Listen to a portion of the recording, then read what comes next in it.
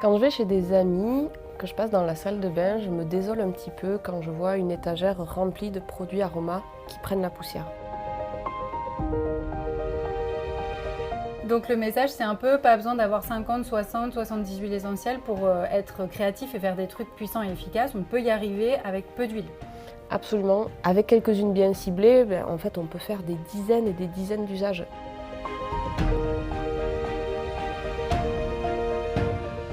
Le laurier noble, c'est le laurier qu'on utilise en cuisine, qui est une huile essentielle absolument sous-cotée.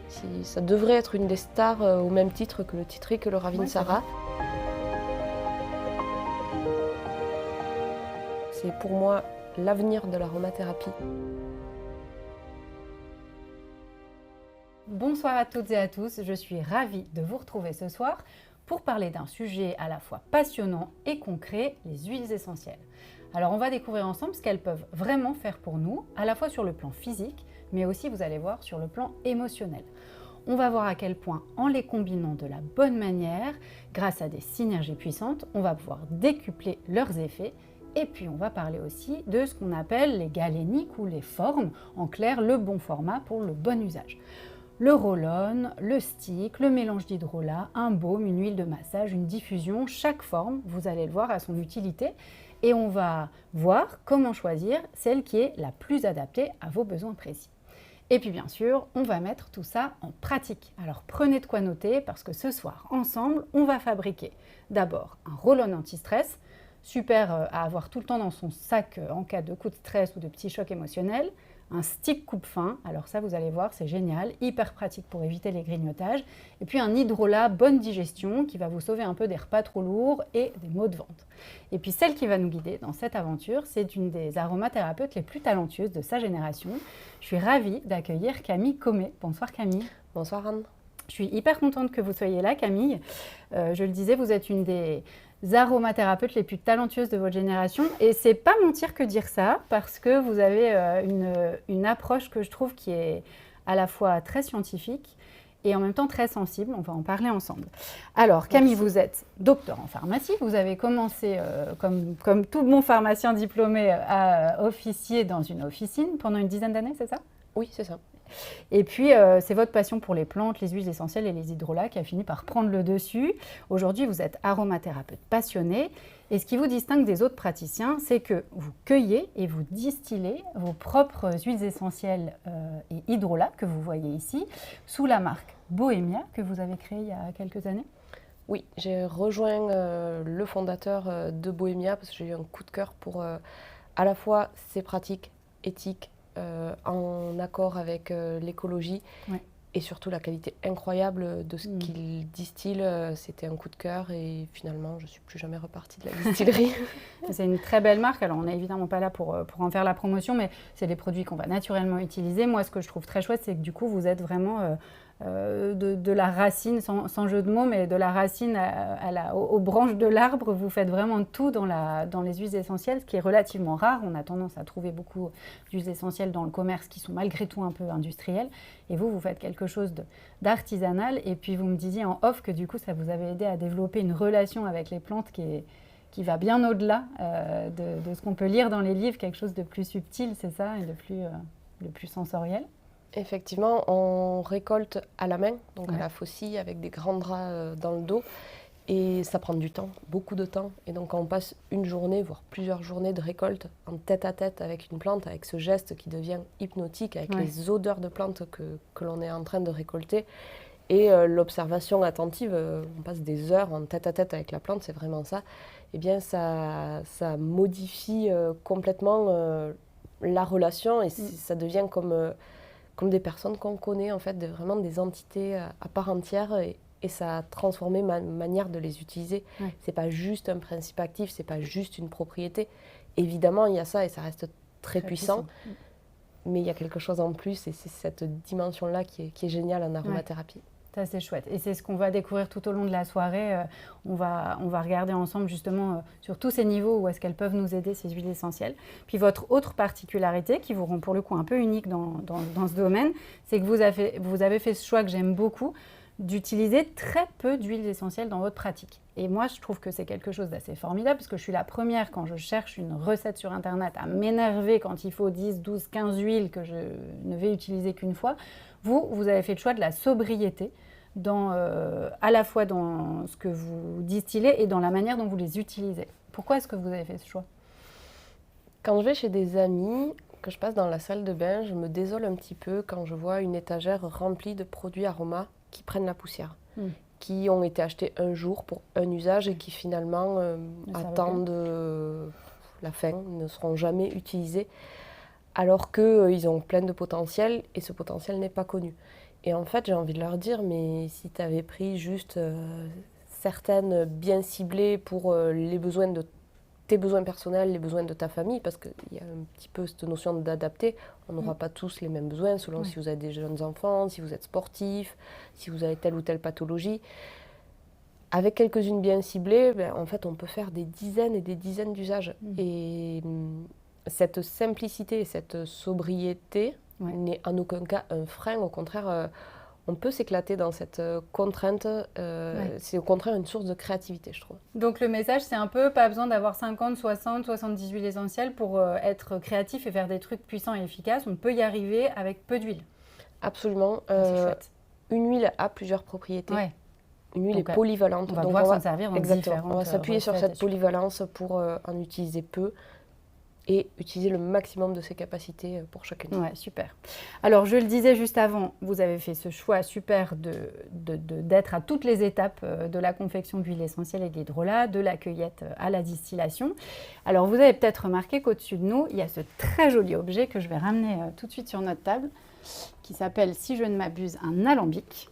Et c'est ça, Camille, que vous utilisez pour fabriquer les huiles, c'est ça? Exactement. Alors, on a une version... réduite, modèle réduit, tout à fait. Qui est trop mignonne, on en conviendra.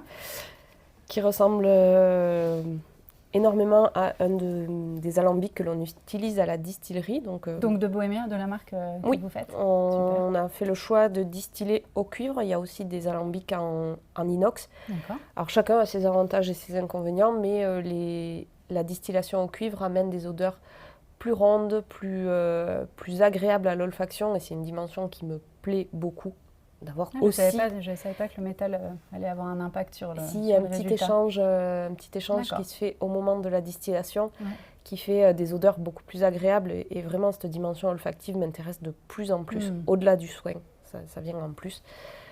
Vous nous expliquez rapidement comment, on ne va évidemment pas le faire, mais quel est le principe global et puis comment ça marche? Et juste au niveau des hydrolats, ça fait aussi des hydrolats qui tiennent beaucoup mieux dans le temps, sans conservateur. On a des hydrolats. Du fait qu'il a été distillé dans du cuivre. Oui. C'est intéressant. Ça a un pouvoir antiseptique qui est assez connu. Ouais. Et donc ça va améliorer la qualité comme des confitures au chaudron et aussi améliorer la stabilité des hydrolats. Donc hydrolat, 100% hydrolat, juste l'eau qui a servi. C'est chouette. Donc je vais le démonter. Ouais. Ça, c'est la partie cuve. Donc on va venir déposer de l'eau et dessous il y aura une source de chaleur qui va permettre la création de vapeur d'eau. Alors, en vrai, maintenant, on utilise un générateur de vapeur qui est plus simple et plus puissant, mais on peut venir faire comme ça. Ça, c'est la partie plante. On va venir déposer les plantes. C'est là-dedans qu'on va remplir les plantes. On va venir déposer les plantes, venir les tasser au pied. Donc, on rentre dans l'alambic. Ah oui. On pourrait mettre un Playmobil pour symboliser le distillateur. Mais oui, on va venir vraiment tasser au pied pour que ce soit très uniforme. D'accord. Ensuite, on vient refermer. Donc là, on a créé un circuit fermé. La vapeur remonte, passe à travers la plante, va venir emporter les parfums. Remonte ici. La chaleur remonte, la vapeur remonte. Donc, distillation douce, à 100 degrés, sans pression. Distillation lente, on va prendre le temps. Si c'est 3 heures, si c'est 6 heures, on va aller au bout de la distillation. C'est une différence avec le modèle industriel. Ça prend du plus fort, j'imagine. Il faut que ça aille vite, il faut que ce soit rentable. Là, on va aller chercher tous les parfums pour avoir l'odeur complète au bout et l'effet thérapeutique complet aussi. Donc, notre vapeur continue son chemin, arrive ici. À l'intérieur, c'est un serpentin dans une cuve d'eau froide qui est renouvelée. Donc, cette vapeur va se recondenser en eau.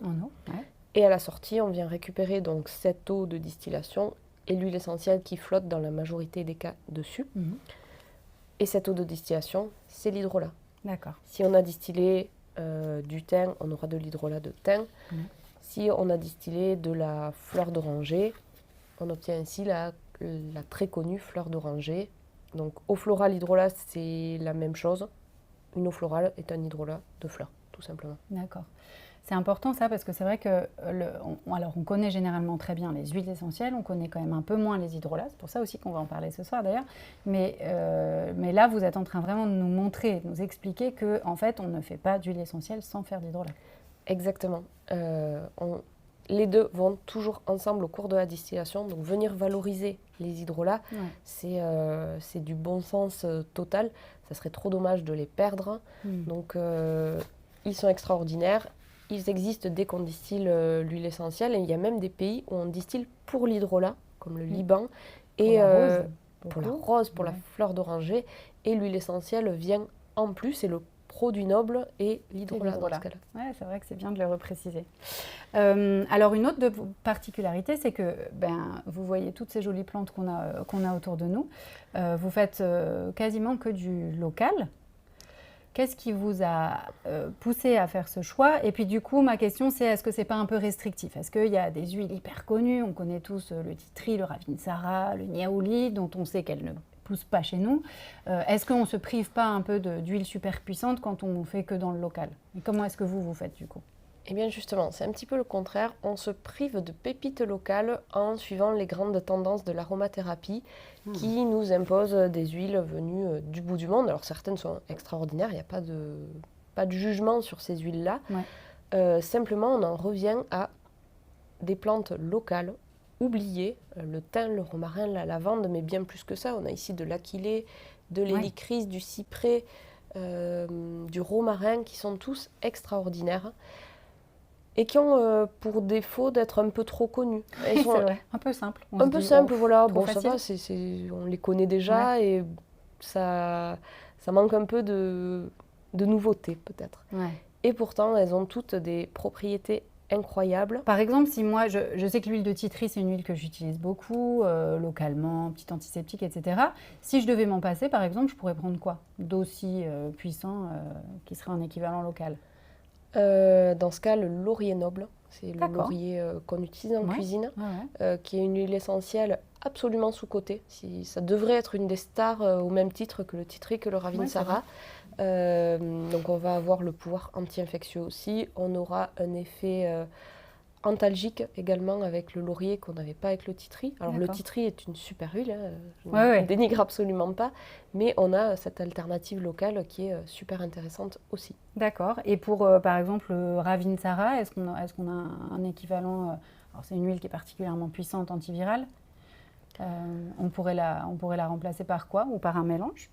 Effectivement, alors ça sera moins évident parce que le ravinsara reste extraordinaire comme huile, mais on a des huiles essentielles antivirales que sont le thym, certains types de thym, et on pourra effectivement envisager un mélange avec plusieurs effets antiviraux. Après, je ne me coupe pas complètement des huiles exotiques, on en sélectionne aussi auprès de producteurs locaux avec qui on a la même exigence d'écologie, d'éthique, puisqu'il faut savoir que des plantes qui viennent du bout du monde, des huiles qui poussent par exemple à Madagascar comme le ravinsara, c'est pas toujours évident au niveau des conditions sociales et ça nous tient vraiment à cœur que les producteurs qui travaillent pour nous à l'autre bout du monde aient des conditions de travail dignes. Il faut savoir que c'est vraiment pas le cas. D'accord, ok. Bon, c'est une bonne précision à apporter. Alors, je vous propose qu'on passe tout de suite à la pratique. Alors, on s'est dit que pour cette première pratique, cette première démonstration, moi j'avais envie que vous nous montriez comment faire un petit roll-on anti-stress. C'est un truc que j'ai tout fait sur mon bureau, qui arrive à la fin, et j'aimerais bien apprendre à le refaire moi-même. Je trouve ça assez pratique d'avoir ça sur soi en cas de petit pépin dans la journée. Parfait. Je vais pousser l'alambic. Ouais, on va le remettre à sa place.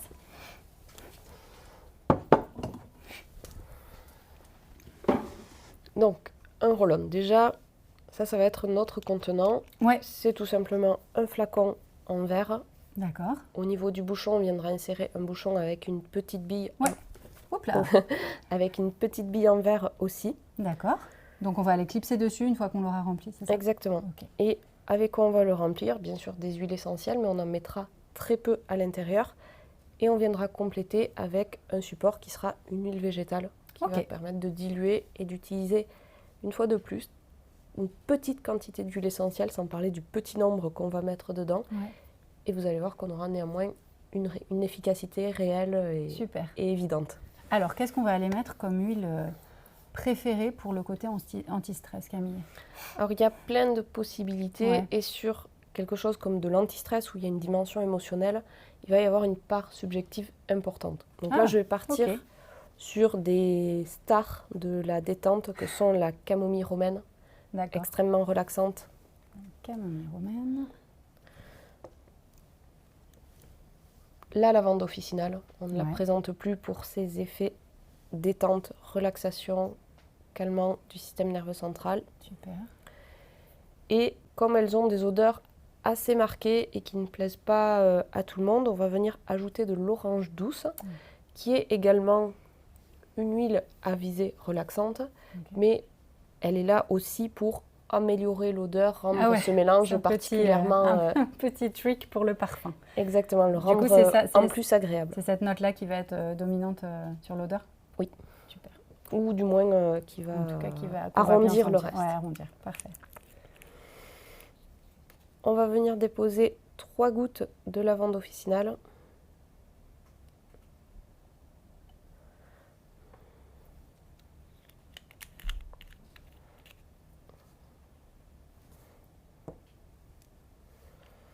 Trois gouttes de camomille romaine.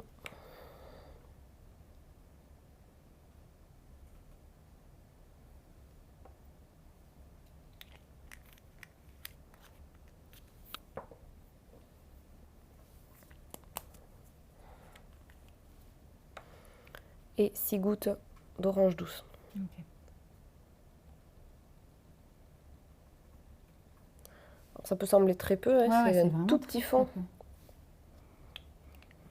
Ah, c'est sympa l'odeur. C'est sympa parce que on sent l'orange, mais effectivement, elle est un petit peu... twistée. Ouais, exactement, c'est étonnant. Et comme huile végétale neutre, on va mettre de l'argan ici, mais on aurait pu choisir une huile moins noble. C'est simplement comme quoi, par exemple, si on a une huile très simple chez nous, je prends l'amande douce, par exemple. Amande douce, noyau d'abricot, sésame. Okay.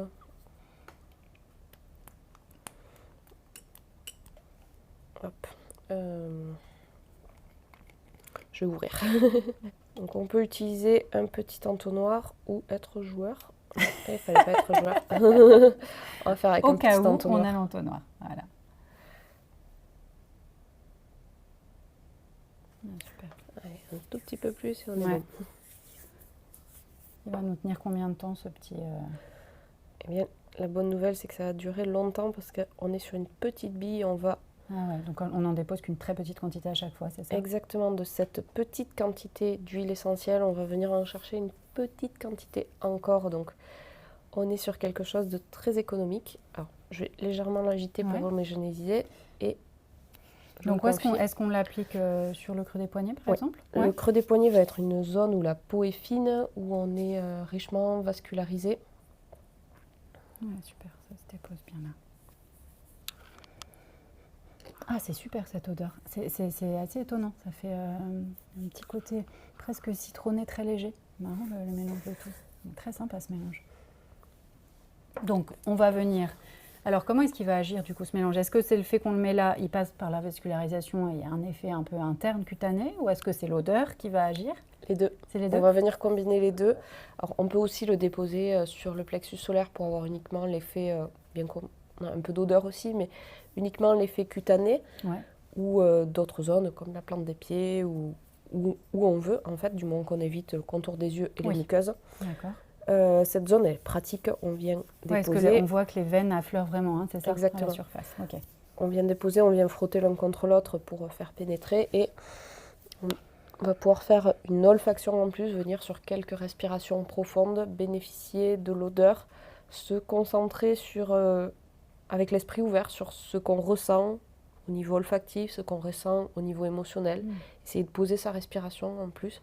Et tout ça combiné fait que le calme va revenir et va s'imposer à nous. C'est assez mystérieux, ça. Comment est-ce que le fait de sentir quelque chose, ça va avoir une action sur le système nerveux ou... Qu'est-ce qui se passe d'un point de vue biologique? Effectivement, chimique? parce qu'on a mis très peu d'huile.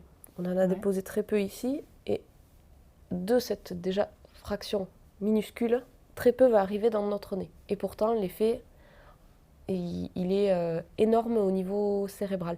Parce que ces petites molécules vont se déposer donc dans notre nez sur des récepteurs olfactifs, vont se transformer en messages électriques via le nerf olfactif et vont aller au cerveau.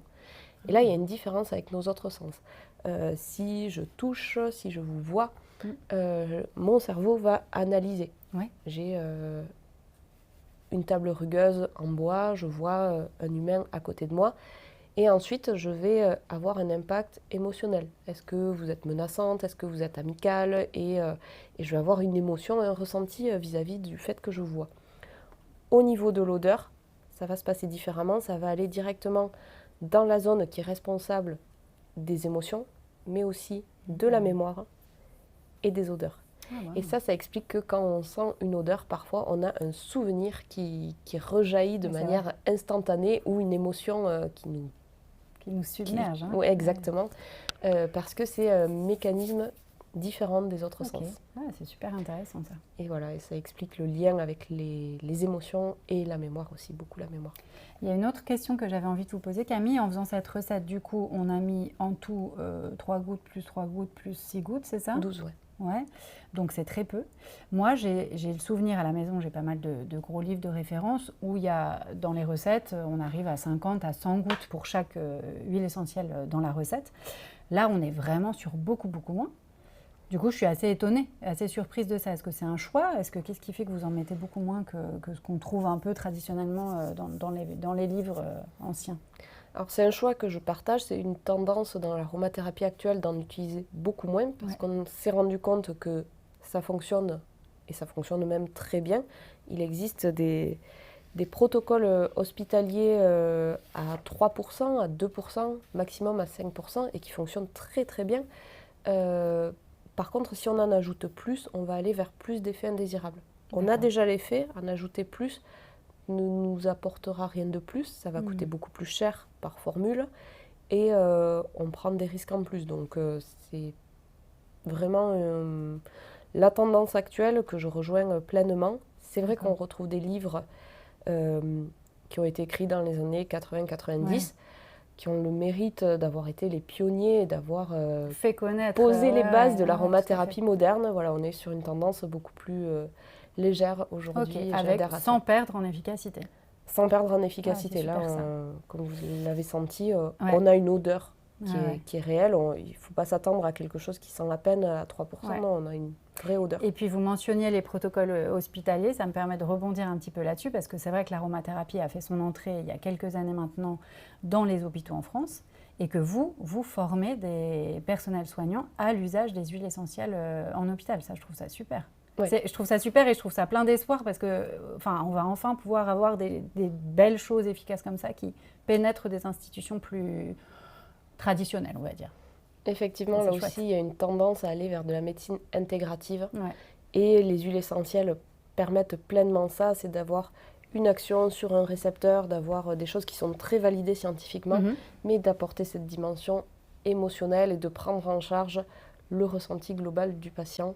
Et donc, c'est un excellent vecteur pour ça. Est-ce que vous pourriez nous donner juste un exemple d'un protocole qu'on utilise en hôpital? J'ai vraiment du mal à me représenter sur quoi est-ce qu'on va agir avec les huiles essentielles.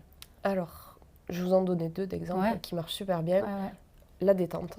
D'accord. Donc, typiquement, ça, le côté anti-stress. Typiquement, vous devez avoir une intervention, vous attendez pour aller au bloc. Plutôt que de vous donner un anxiolytique, de plus en plus d'hôpitaux mettent en place, ou de l'hypnose aussi, il y a d'autres approches possibles, mais de proposer une approche non médicamenteuse pour venir gérer cette anxiété qui est tout à fait naturelle avant une intervention et de ne pas avoir recours à un médicament. Super. Avec de beaux résultats. Il y a des études cliniques qui ont été menées et qui mettent totalement en évidence l'adhésion des patients à ce type de prise en charge et le résultat concret, réel, mesurable. Et le deuxième exemple, c'est notamment dans des services d'oncologie, en cancéro, de venir utiliser des sticks olfactifs, on y viendra juste après, pour gérer les nausées chimio-induites. Et là aussi, avec résultat et avec adhésion des patients qui sont ravis d'avoir quelque chose qui sent bon, plutôt qu'un énième médicament à prendre dans leur journée, quelque chose qui en plus va leur apporter du plaisir, les détendre. Donc c'est vraiment des approches très enrichissantes pour le personnel soignant comme pour les malades. Bon, ça nous fait une super transition pour la suite, parce que notre deuxième démonstration, justement, c'était ce stick. Alors moi, c'est un support que je ne connaissais pas du tout, que vous m'avez fait découvrir, Camille, et que vous utilisez de plein de manières. Donc là, vous nous parliez de la possibilité d'en faire un stick anti-nausée. Nous, on va plutôt partir sur un truc coupe-faim, que je trouve très chouette et qui servira, je pense, à beaucoup de monde. Alors, comment est-ce qu'on va réaliser ce stick coupe-faim ? Alors le stick, c'est vraiment quelque chose de très simple à réaliser. On va venir déposer sur la mèche les huiles essentielles. D'accord. Donc pour ce stick, on a choisi du citron. Ouais. Donc on va déposer 4 Pour le citron, là, c'est pour l'odeur ou il y a quelque chose 4 gouttes de citron. 5. Allez. Allez, les deux. D'accord. À chaque fois, ça va être les deux. C'est le principe d'une synergie et quand on réfléchit à une synergie, on va justement chercher à faire quelque chose d'agréable. Ouais. Enfin, moi, j'y tiens à ce qu'on prenne du plaisir en utilisant ces huiles essentielles. Ce n'est pas une punition. et en plus de ça, on va avoir des effets, bien sûr, parce qu'on est sur quelque chose qui marche, qui est prouvé. Donc, la cannelle sera la deuxième huile. Alors là, on va en mettre très peu parce qu'elle a une odeur puissante. Une goutte ou deux selon ce qui va sortir du flacon. Vous connaissez, hop, voilà. La deuxième a suivi rapidement. C'est vrai que la cannelle, elle est connue, il y a beaucoup d'études qui montrent que c'est un très bon régulateur de la glycémie notamment. Voilà, là on va venir chercher son effet satiétogène. L'idée c'est, vous avez envie d'une pulsion de manger un gâteau par exemple, et on va venir à l'aide du stick détourner l'attention et leurrer un petit peu notre cerveau avec des odeurs qui évoquent de l'alimentaire, du citron, de la cannelle, à laquelle on va ajouter de la camomille romaine à nouveau, celle qu'on a utilisée dans le mélange anti-stress, dans un but justement de détente. Hop, on va mettre 2 gouttes.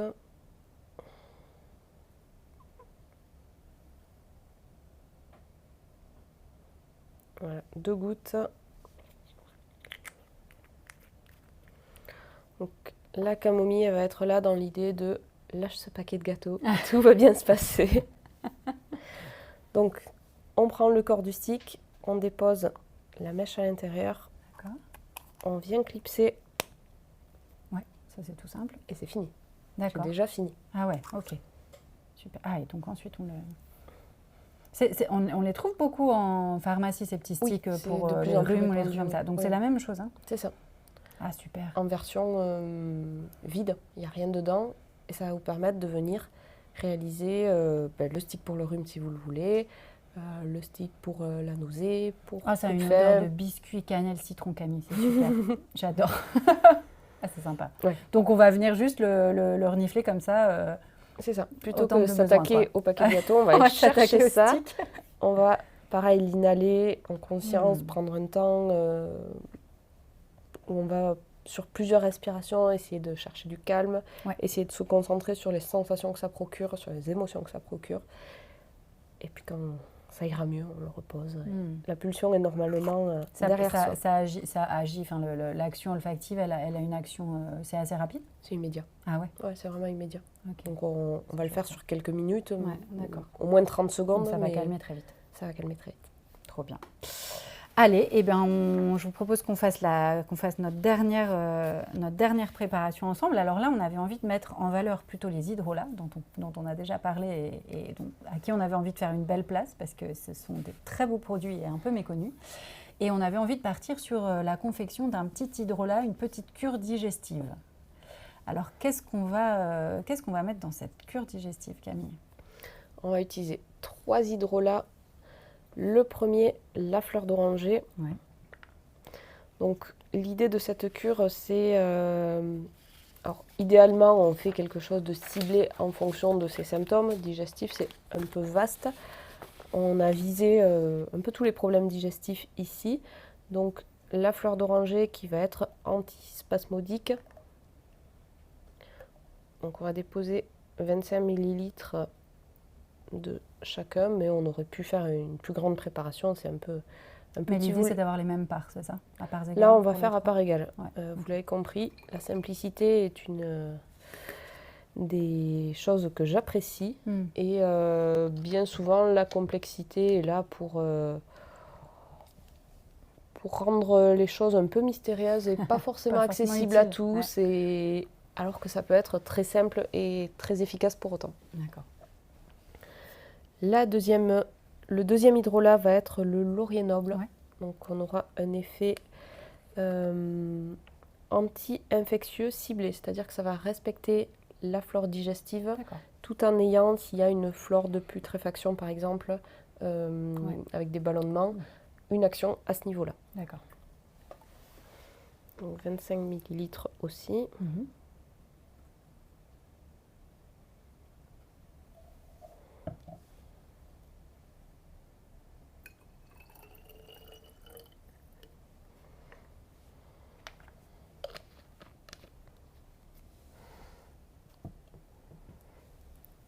Et le dernier, c'est le romarin à verbenone. Donc sur le thym et le romarin, il y a toujours une précision parce qu'il y a différents chémotypes. En fait, c'est tout simplement différentes expressions en fonction du terroir. Donc le romarin à verbenone contient de la verbenone. D'accord. On ne retrouve pas les principes actifs dans les mêmes proportions, c'est ça? Exactement. Il y a une variabilité sur ces deux plantes-là. C'est une petite subtilité de la nature. Donc on va mettre 25 ml également. Ouais. Je vous le fais sentir parce que rien que de là, je trouve son odeur incroyable. Ah ouais. C'est marrant parce qu'il a une petite... On a l'impression qu'on parle de vin. Il a une petite note sucrée à la fin. Exactement. En bout, c'est drôle. Ah, c'est pas l'odeur... Il a une très chouette odeur. J'ai souvent l'habitude des odeurs un peu plus agressives du romarin. Il est très très doux. Pour autant, on a une odeur puissante. On est à moins de 1% de principes actifs aromatiques au sein d'un hydrolat. Ça en fait quelque chose de très doux, très facile à utiliser, mais néanmoins olfactivement et au niveau des effets recherchés, puissant. Très intéressant. Est-ce que les hydrolats, Camille, c'est quelque chose qu'on va pouvoir proposer du coup aux enfants sans aucun problème du fait qu'ils soient très peu dosés en principes actifs, moins dosés en principes actifs? Oui, oui. Ah, super. C'est une bonne odeur, ça. Personnellement, je recommande d'utiliser les huiles essentielles à partir de 1 an seulement, et pas chez la femme enceinte d'ailleurs, en parlant de la période avant la naissance. Tout simplement parce que je n'en vois pas l'utilité, ou alors très rarement. Et surtout, on a d'autres atouts à notre disposition que sont les hydrolats qui vont être efficaces, qui vont être beaucoup plus simples à utiliser en termes de tolérance. Et pourquoi aller prendre des risques avant 1 an, là où on a d'autres solutions tout à fait efficaces. Super. Alors, on a notre petite cure digestive. Comment est-ce qu'on va pouvoir l'utiliser? Est-ce que c'est quelque chose à prendre alors là, on est parti sur une cure, donc j'imagine quelque chose un peu plus sur le long terme. Ou est-ce qu'on peut avoir une action un peu ciblée comme ça?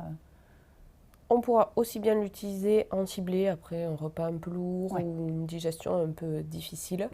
Ou envisager de faire une cure... on peut partir sur 3 semaines environ, où on mettra une cuillère à café dans un verre d'eau. Ça peut être après chaque repas.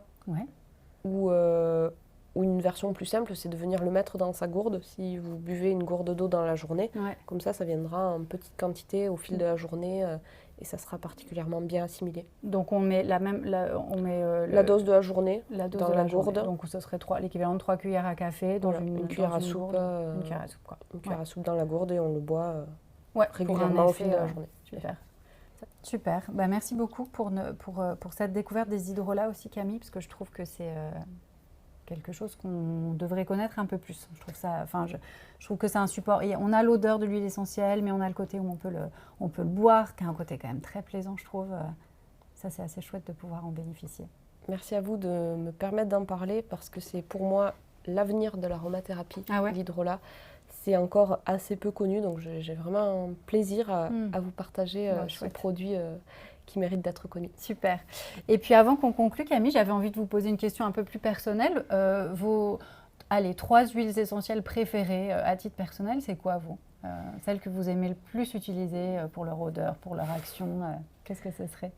J'ai 2 familles fétiches que sont les agrumes et les conifères. D'accord. Alors, ça va être difficile d'en choisir peu là-dedans. Le citron que j'avais choisi pour le stick tout à l'heure, c'est à la fois ultra simple, mais on s'en lasse pas, quoi. C'est vraiment l'odeur de zeste de citron. C'est vrai que c'est une super odeur, ça. Parmi les huiles les plus polyvalentes, alors elles le sont toutes, mais le citron encore plus, on a l'effet émotionnel, digestif.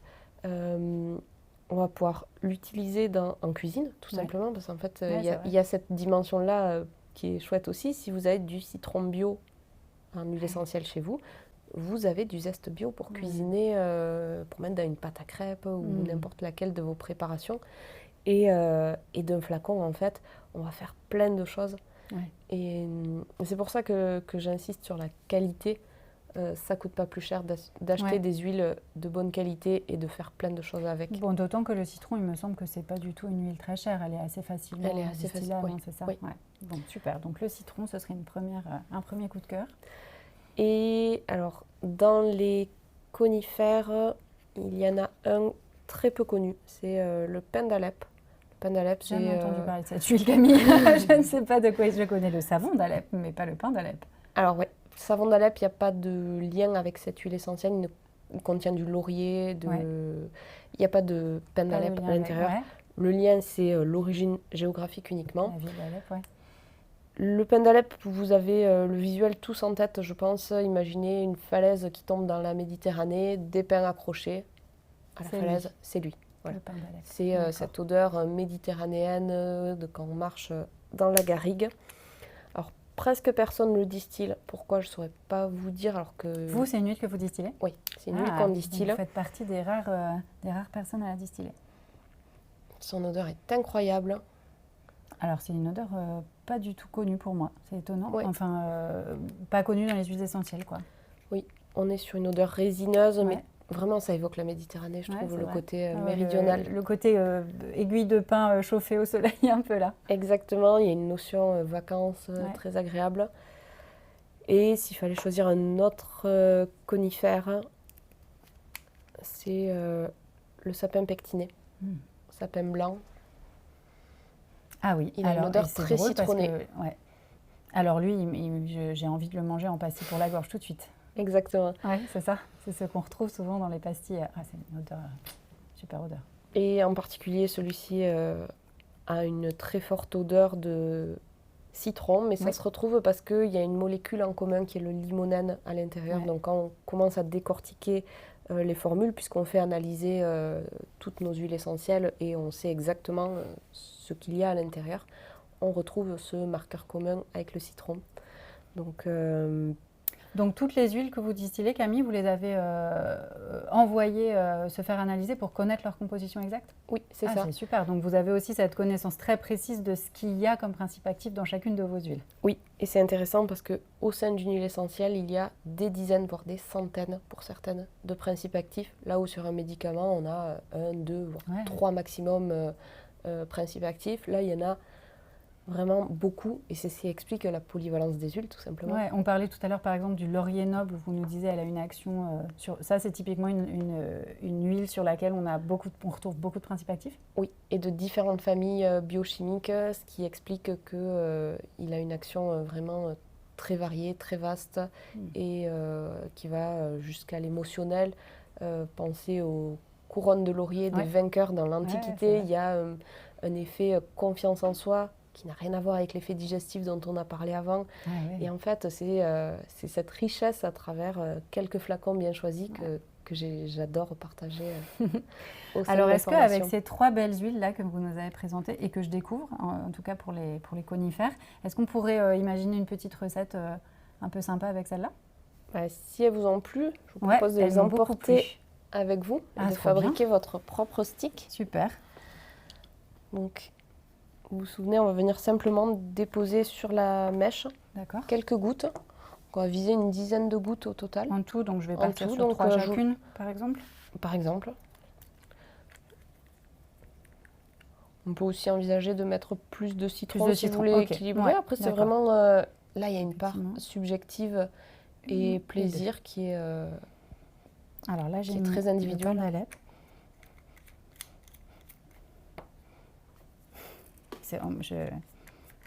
C'est formidable quand même, cet univers des odeurs. Allez, on va mettre du sapin, qui veut bien sortir. Toc, toc. Ah, c'est drôle, il est plus jaune celui-ci. Lui, il était plus jaune que la première. La couleur varie? Oui, l'huile essentielle de mandarine et orange C'est vrai. et tache. Elle tâche. Bon, ça va.